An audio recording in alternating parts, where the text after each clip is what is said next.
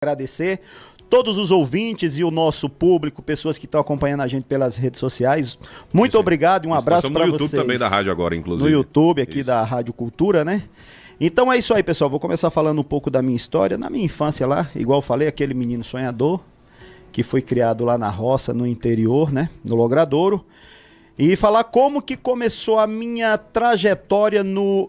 hoje a palavra bonita é empreendedorismo. Na nossa época era aquele menino roleiro, negociante. Cada um tem um mascate, né? Mais antigo. Mas enfim, quando eu era criança, a minha função... Fui criado lá na roça. Lembro de uma passagem que isso aí, quase todas as vezes que eu lembro, eu falo dessa história, até emociona. Quando eu morava lá no interior, fui criado pelos meus tios, né? Meus pais faleceram, fui criado pelos meus tios. E eu morava na roça, uma família grande, onde a gente... não posso dizer que passei fome, passei vontades, né? Vontades de algumas coisas. Fome a gente nunca passou, porque a gente sempre foi guerreiro, como todas as pessoas aí do interior, né? Lutador. E nossa função, minha função era ou ir pra enxada, isso com 7, 8 anos de idade, tá? Tô falando bem criança mesmo. Quem é do interior sabe disso. Ou eu ia pra enxada ou eu ia matar bicho pra gente comer, que era natural. Hoje não mais, mas na época todo mundo, quem não comia um preá, um mocó, um alambu, uma rolinha, enfim. E eu comecei a matar bicho, né? Eu era o caçula, sou o caçula, e meus pais, meus outros irmãos mais velhos, eu ia pra roça, pra enxada. Também trabalhei de enxada, pouco, mas trabalhei. E aí eu comecei a matar tanto bicho, eu armava ratoeira, alguns conhecem como fojo, como quixó, para pegar preá. E eu armava várias. Eu comecei a matar tanto bicho que começou a sobrar. A gente não comia tudo, até porque lá não tinha geladeira, não tinha energia. Então a gente matava, botava no sol para secar. Começou a sobrar. E um dia eu pedi pro meu pai Arthur, que é quem me criou, era meu tio, se ele deixava eu vir com ele aqui na rua no dia de segunda-feira, que ele vinha toda segunda-feira para comprar o básico, que era o óleo, o alho, o sal, o açúcar, né, o café, o básico. E aí ele deixou eu vir com ele. Lembro como se fosse hoje. Eu peguei uma lata, aquelas latas de queroseno que a gente usava pro candeeiro, de 18 litros. E aí Mas não era o jacaré, não. Não tinha um óleo de jacaré, né? Botar o querosene. E era isso, queroseno e jacaré, que tinha um desenhozinho do jacaré. Boa. Isso mesmo, queroseno.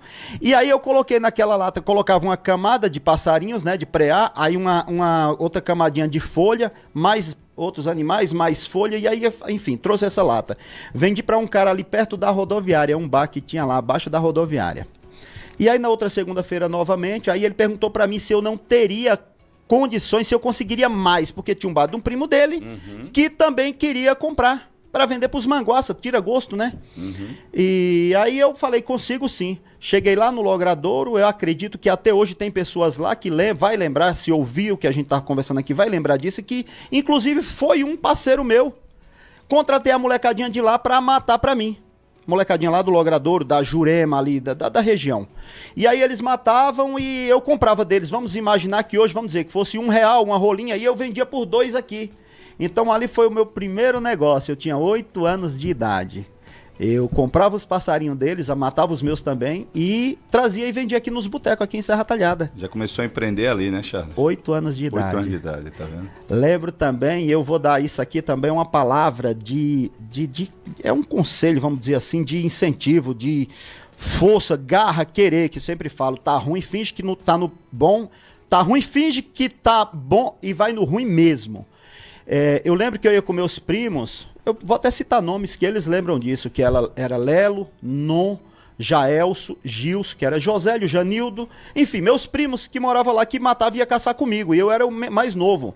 E eu lembro que quando a gente ia caçar, o bicho normalmente está dentro de uma moita, de uma loca, de um buraco. E quando a moita balançava, alguns deles corriam com medo.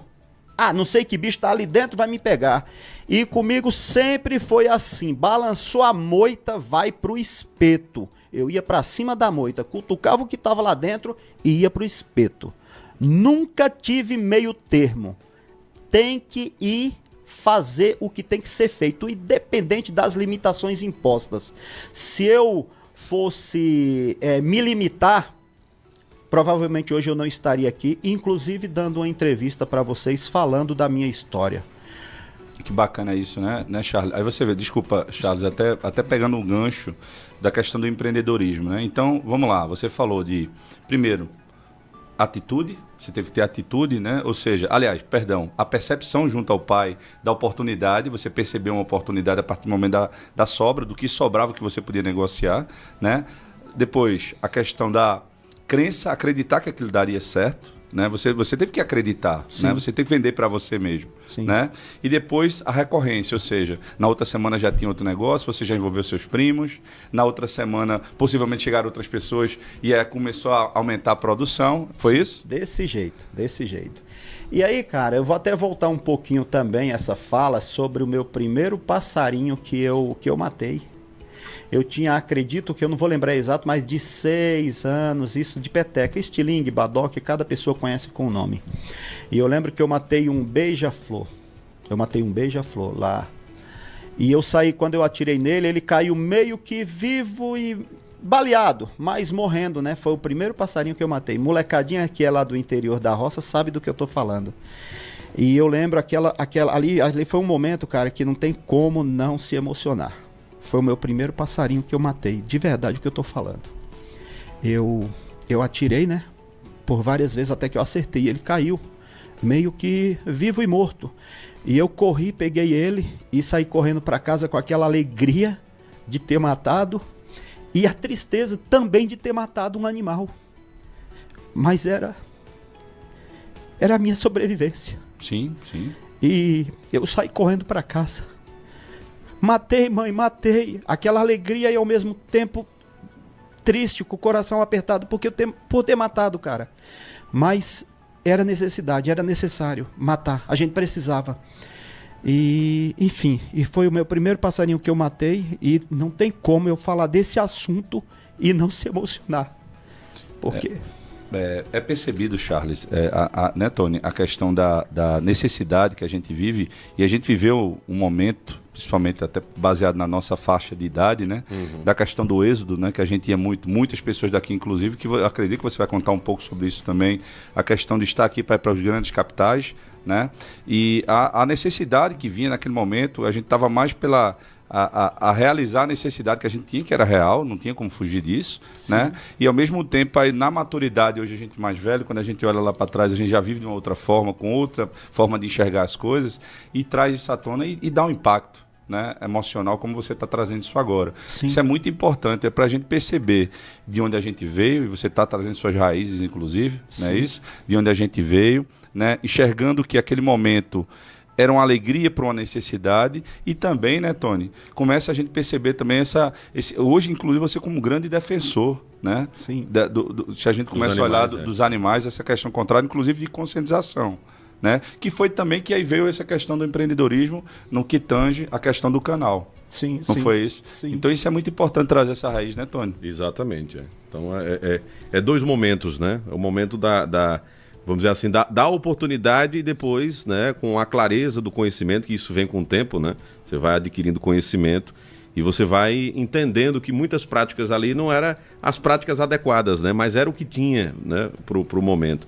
E isso é importante também.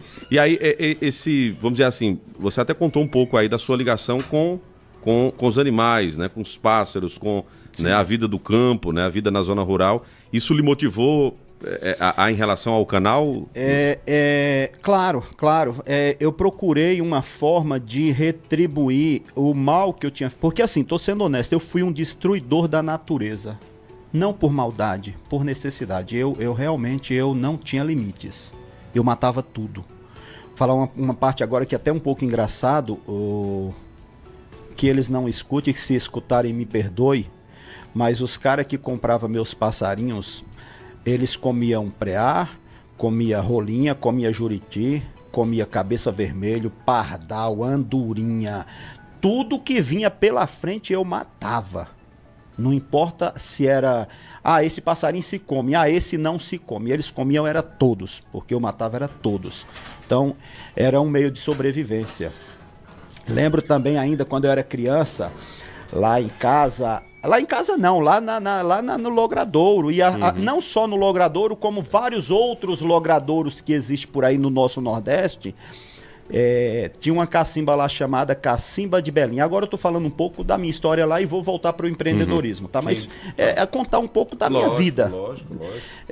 Tinha uma cacimba lá que chamava Cacimba de Belinha. Era uma cacimba cavada no meio de um riacho. Quando quando chovia, corria água. Quando baixava, o pessoal ia lá na mão mesmo, no braçal, juntava lá né, a turma da rebeira lá e cavava uma cacimba. E eu lembro que a gente ficava lá 30, 40, 50 latas, não era balde, era lata, era pote, a filinha, esperando a cacimba minar para botar água para levar para casa, porque era a única cacimba que tinha água potável, água de beber. Carreguei muita água naqueles mesmo galão das latas d'água, das latas de querosene. Carreguei muito galão pela metade, porque eu não podia, eu era criança, eu não podia as latas cheias, então era pela metade, uma de um lado e outra do outro aqui no ombro, e carreguei muito por quilômetros para o consumo de casa, né? Para cozinhar, para lavar roupa, para lavar louça. Carreguei muito isso. Então, assim, cara, eu sempre tive na mente, mesmo desde criança, que eu não podia continuar ali, que eu tinha que sair. Eu tinha que ir para fora, eu tinha que buscar um espaço. Porque, assim, independente das limitações impostas, eu não me limitei, eu fui atrás. Então, às vezes eu falo em alguns vídeos que você também é capaz. Mas não adianta acreditar em Deus e ficar esperando. Acredite em Deus, tenha fé e vá em busca do seu espaço que você vai conseguir. Dá 10 tiros em um bicho que você vai derrubar ele. No primeiro não derrubou, dá o segundo, dá o terceiro, dá o quarto, que você vai derrubar. Quando eu falo dar 10 tiros, é no sentido configurado. Seja no que você for fazer. Faça com vontade, com determinação, garra.